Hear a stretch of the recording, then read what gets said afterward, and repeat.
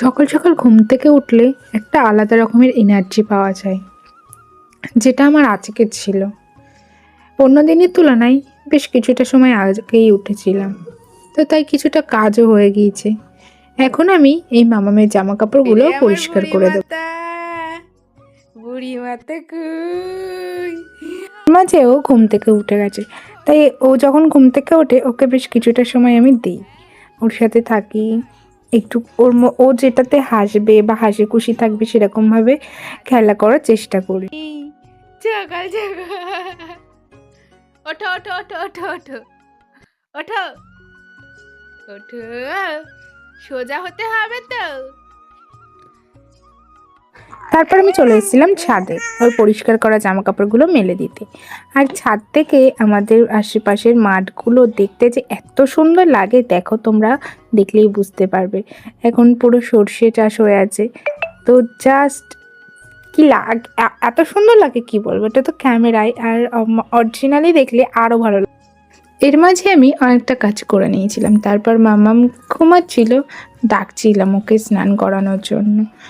আর ভাতও বসিয়ে দিয়েছিলাম, ভাত তখন ফুটে গিয়েছে, স্নানের জলও বসিয়ে দিয়েছি। তারপর আমি ওকে ডাকছিলাম। স্নান করবি কখন?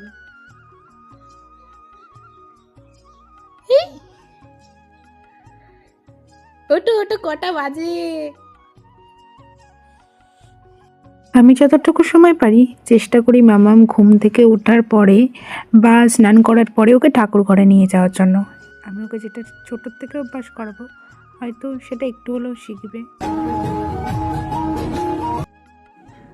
এবার ওটাও ছিঁড়ে ফেলবি? এটাও ছিঁড়ে ফেলবি? ওটাও ছিঁড়বি এবার? হ্যাঁ, তুই থাকবি না আর এই দোলনাতে থাকবি না?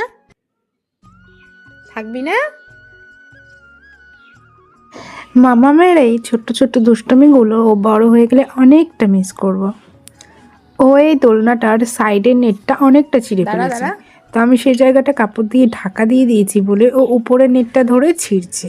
মানে ঘুম থেকে উঠে কি করবে, ওইটা ধরে টেনে টেনে ছিঁড়ছে আর খেলা করছে। ওটাই ওর কাছে মজা। কি করেছিস? তুমি দুষ্টু? তুমি দুষ্টু করো? মামাম বাড়িতে আসলে ওর দুটো দিদি আছে ওর সারাদিনের সঙ্গী। একটা হচ্ছে সুইটি দিদি আর একটা হচ্ছে তিতলি দিদি। এই দিদিদের সাথে ও বেশ অনেকটা করেই সময় কাটায় সারাদিনে। আর এই সময়টা ও বেশ হাসি খুশিও থাকে, মজা করে। আর আমরা যখন এই বাড়িতে আসি আমাদের মা মেয়ের দিনগুলো এই তুমি নাচ